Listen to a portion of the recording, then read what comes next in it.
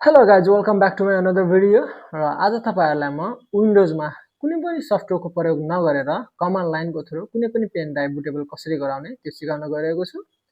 र प्रिभियस भिडियोमा तपाईँहरूलाई मैले पावर आइएसओ भन्ने सफ्टवेयर युज गरेर बुटेबल पेन ड्राइभ गराउन सिकाएको थिएँ भने आज त्यो सफ्टवेयर प्रयोग नगरेर कमान्ड लाइनको थ्रु कुनै पनि पेन ड्राइभ बुटेबल कसरी गराउने त्यो सिकाउन गइरहेको छु।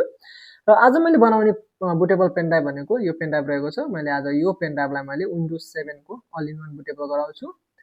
सो यो भिडियोको अन्त्यसम्म जोडिएर रहनु होला। त्यसैले मैले यो पेन ड्राइभलाई मेरो कम्प्युटरमा कनेक्ट गरेँ, प्लगइन गरेँ। त्यो प्लगइन गरिसकेपछि यहाँ मेरो पेन ड्राइभ देखिएको छ। अब तपाईले यो सर्च बारमा गएर cmd टाइप गर्नुपर्ने हुन्छ र यसलाई रन एज एडमिनिस्ट्रेटर गर्नु होला। गइसकेपछि तपाईले तपाईको यहाँ कमान्ड खुल्छ। यो कमान्ड खुलिसकेपछि यहाँ तपाईले फेरि अर्को के हान्नुपर्छ, diskpart डिस्कपार्ट हानेर इन्टर गर्नु होला। इन्टर गरिसकेपछि हामी डिस्कपार्ट भित्र हामी इन्टर गर्छौं। यहाँ गइसकेका छौं। अब यो गरेपछि तपाईले फेरि यहाँ अर्को कमान्ड हान्नुपर्ने हुन्छ, list लिस्ट डिस्क भन्छ। यो भनेको हाम्रो कम्प्युटरमा जति पनि डिस्कहरु छ त्यो देखाउँछ यसले। अहिले हाम्रो कम्प्युटरमा दुईवटा डिस्क रहेको छ, डिस्क 0 र डिस्क 1। यो डिस्क 0 भनेको मेरो हार्ड डिस्क हो, 953 GB को छ, यो कम्प्युटरसँग एट्याच छ भने यो प्राइमरी हो। यो भनेको डिस्क 1 भनेको मेरो पेन ड्राइभ 8 GB को पेन ड्राइभ हो।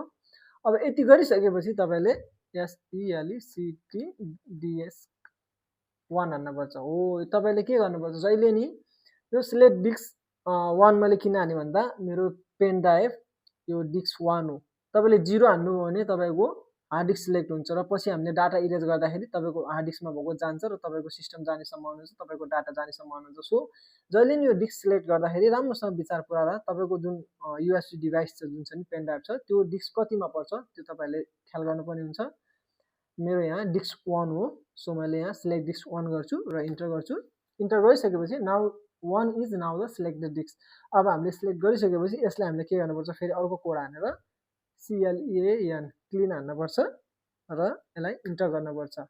इन्टर गरिसकेपछि एकछिनमा क्लिन हुन समात्छ। Diskpart succeeded in cleaning the disk भन्छ। त्यसपछि अब फेरि हाम्रो अर्को कमान्ड रहेको छ, क्लिन हानिसकेपछि यसमा create parts in primary CREAT create PRTITION part primary यो हानेर इन्टर गर्नु होला। गरिसकेपछि diskpart succeeded in creating the specified partition भन्छ। हाम्रो यो प्राइमरी पार्टसन पनि क्रिएट भइसकेको छ। त्यसपछि यसलाई फेरि हामीले अर्को कमान्ड हान्नुपर्ने हुन्छ, SELECT select PRTITION partition 1 select partition 1 enter. Now partition 1 is now the selected partition. अब यसलाई हामीले एक्टिभ गर्नुपर्छ, ACTIV एक्टिभ हानेर फेरि इन्टर गर्नुपर्छ।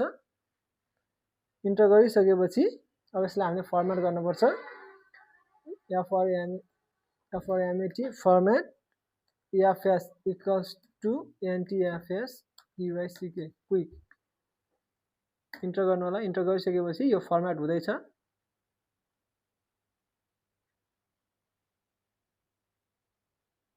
0% कम्प्लिट, यसले केही समय लिन्छ, त्यति बेलासम्म तपाईहरु यसलाई कुर्नुपर्ने हुन्छ। 0% कम्प्लिटेड, यो 100% अहिले धेरै चाँडो हुन्छ किनभने हामीले क्विक भनेछौँ। So disk part successfully formatted the volume भन्छ। अब यो भइसकेपछि हामीले एसाइन गर्नुपर्छ, यसलाई डिस्कको त्यो गर्नुपर्छ, जस्तो DEF भन्छ नि त्यो दिनुपर्छ। यसलाई ASSIGN गरिसकेपछि इन्टर गर्नु होला। Disk part successfully assign the drive letter or mount point.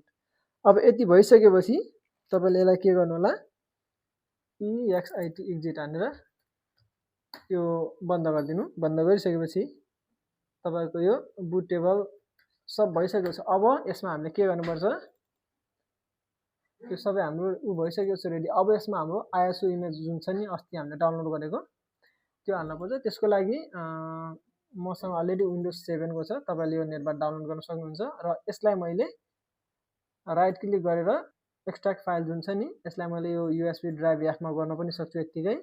त्यति तपाईलाई त्यस्तो नगरेर म डाइरेक्ट यति तपाईले यति गर्दा पनि हुन्छ। USB ड्राइभ सिलेक्ट गरेर ओके गरेपछि तपाईको यसमा यो तपाईको जति पनि छ नि फाइलहरु त्यो त्यहाँ गएर कपी हुन्छ र कपी भइसकेपछि तपाईको सक्सेसफुली के हुन्छ, पेन ड्राइभ बुटेबल हुन्छ।